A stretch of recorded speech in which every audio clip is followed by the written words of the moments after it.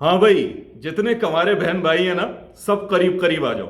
आज की वीडियो आपसे मुताल्लिक है।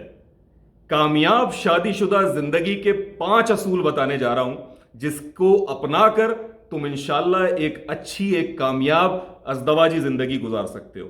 लिहाजा अगर के कमारे हो, शादी प्लान कर रहे हो, या अभी शादी हुई है, नौ शादीशुदा हो, तो इस वीडियो को छोड़कर जाने की गलती मत करना। शुरू से आखिर तक देखो, सुनो, समझो, पल्ले बांध लो, काम आएगी। साथ रहना।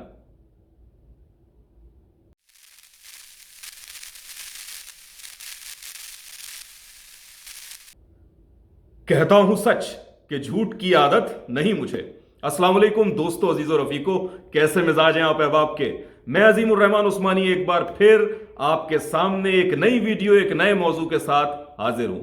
आज का मौजू बड़ा अलग है, बड़ा अछूता है, लेकिन कबल इसके कि हम उस पर बात करें, गुफ्तगू करें, जरूरी है कि अगर आपने इस चैनल को सब्सक्राइब नहीं किया है तो सब्सक्राइब कर दीजिए, बेल आइकन दबा दीजिए, ताकि हर हफ्ते मेरी वीडियोस आप तक पहुंचती रहें। आज की वीडियो कमारों से मुताल्लिक है, नए शादीशुदा जोड़ों से मुताल्लिक है। आइए उसका आगाज करते हैं। भाई, कहते हैं कि कुछ लोग इतने शदीद कमारे होते हैं कि अगर वो ताश भी खेले तो उनके पत्तों में कभी बेगम नहीं आती। ये तो खैर मैं मजाक कर रहा हूं, अब जस्ट पुलिंग योर लेग्स। मेरी तो ये ख्वाहिश है कि अल्लाह पाक हर इंसान को एक बेहतरीन जीवन साथी अता फरमाए, आमीन या रब्बुल आलमीन। लेकिन सिर्फ एक अच्छे लाइफ पार्टनर का मिल जाना क्या काफी है? मेरा नहीं ख्याल। एक जिंदगी गुजारने के लिए कामयाब लाया अमल बनाना भी बहुत जरूरी है। देखिए, कोई ऐसा फार्मूला नहीं है, ये कोई फिजिक्स की या मैथमेटिक्स की इक्वेशन नहीं है कि जिसे हम 2 + 2 = 4 की तरह से बयान कर दें कि इससे जो है ना वो शादीशुदा जिंदगी कामयाब हो जाएगी। लेकिन इसके बावजूद भी तजुर्बात से बहुत सारी चीजें, बहुत सारी बातें ऐसी सामने आ जाती हैं कि जिन्हें अगर मलहूज रखा जाए तो कामयाबी के इम्कानात, एक अच्छी खुशहाल अज़दवाजी जिंदगी के इम्कानात ज्यादा रोशन हो जाते हैं। यही सोचते हुए आज मैं आपके सामने बैठा हुआ हूं, आपसे गुफ्तगू कर रहा हूं। मैं जानता हूं कि हमारे माशरों में इन मौज़ूआत पर पता नहीं क्यों बहुत कम बात की जाती है, हालांकि ये बहुत अहम है, बिलखुसूस उस वक्त जब तलाकों की शरह हद से ज्यादा बढ़ी हुई है और जब लोगों को रिश्ते मिलना या रिश्ते होना एक अजाब बना हुआ है। तो जरूरी है कि हम इन मौज़ूआत पर बात करें, और उसी की ये एक कड़ी है जो मैं आज आपसे गुफ्तगू करने जा रहा हूं। आज मैं 5 असूल ऐसे बयान करूंगा जो मेरे अपने जाती तजुर्बे से भी और मुशाहिदे से भी मुझ पर अफशा हुए हैं, कि जिनको अपनाकर आप एक अच्छी, खुशहाल, खुशगवार जिंदगी गुजार सकते हैं। एक दूसरे को समझकर एक जिंदगी को आगे बढ़ा सकते हैं। आप जानते हैं कि मियां बीवी का रिश्ता बहुत अहम है।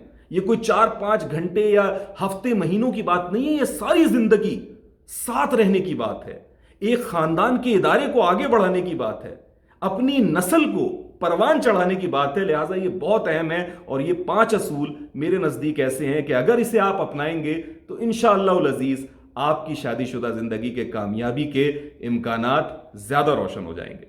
चलिए देखते हैं कि वो कौन से 5 असूल हैं। तो पहला असूल क्या है?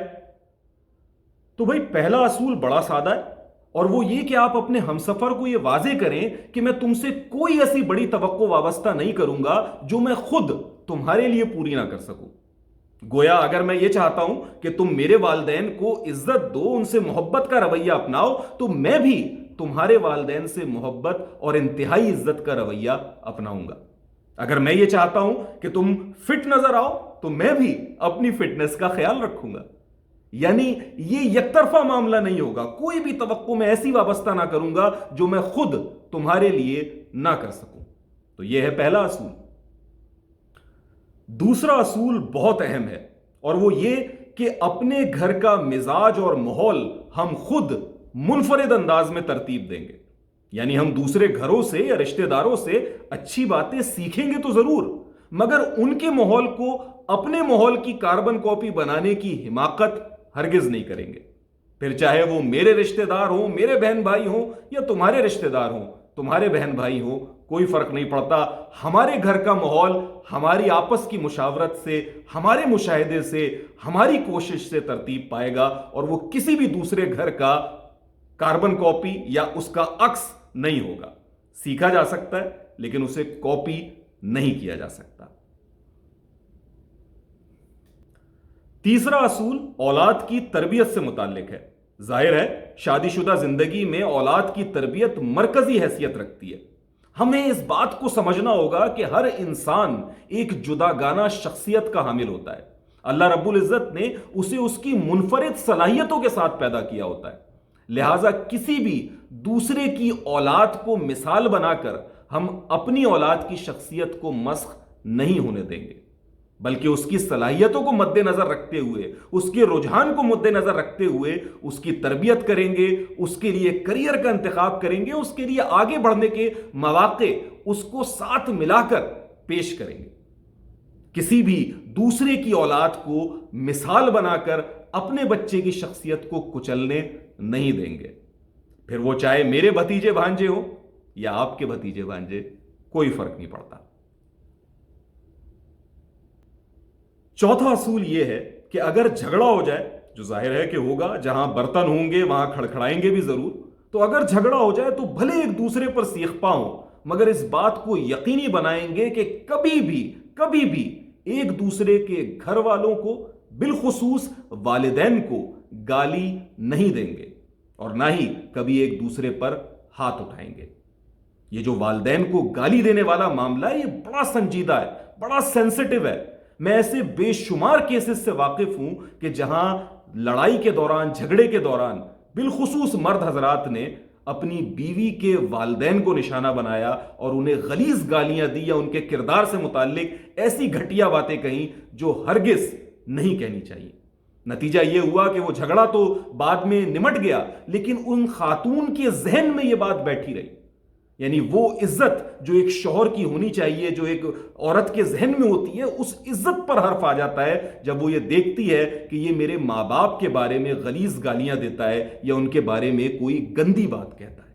لہٰذا کسی کے بھی ماں باپ کو، چاہے بیوی شوہر کے ماں باپ کے بارے میں کہے یا شوہر بیوی کے ماں باپ کے بارے میں کہے، اس کی کوئی گنجائش نہیں ہے، کوئی رعایت نہیں ہے۔ لہٰذا کوئی گالی گھر والوں کو، ایک دوسرے کے اور بالخصوص والدین کو نہیں دی جائے گی۔ اور جیسا کہا کہ فزیکل ہونا، مارنا یا برتن توڑنا یا اس طریقے کی چیزیں کرنا، اس سے بھی حت الامکان، بلکہ بالکل کہنا چاہیے حت الامکان بھی کیا، کہ اس کو نہیں ہونا ہے، کسی صورت نہیں ہونا ہے۔ اگر یہ ہو جائے تو یہ اپنے آپ میں ایک حادثہ ہوگا، سانحہ ہوگا، ورنہ اس سے گریز کیا جائے گا۔ تو یہ ہے وہ چوتھا اصول۔ پانچواں اور آخری اصول تو بھیا سب سے اہم ہے، اس لیے اسے کان کھول کر سنو کہ بھلے غلطی کسی کی بھی ہو، دونوں معافی مانگنے میں سبقت لے جانے کی کوشش کریں گے۔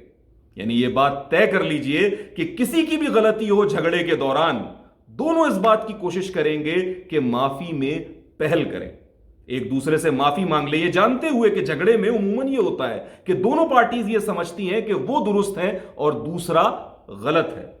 لیکن اس کے باوجود بھی کہ آپ یہ سوچ رہے ہیں کہ میں درست ہوں، پھر بھی دل کو بڑا کر کے آپ معافی مانگ لیں۔ یعنی شوہر بھی یہ کوشش کرے کہ وہ بیوی سے معافی مانگ لے اور بیوی بھی یہ کوشش کرے کہ وہ شوہر کو منا لے۔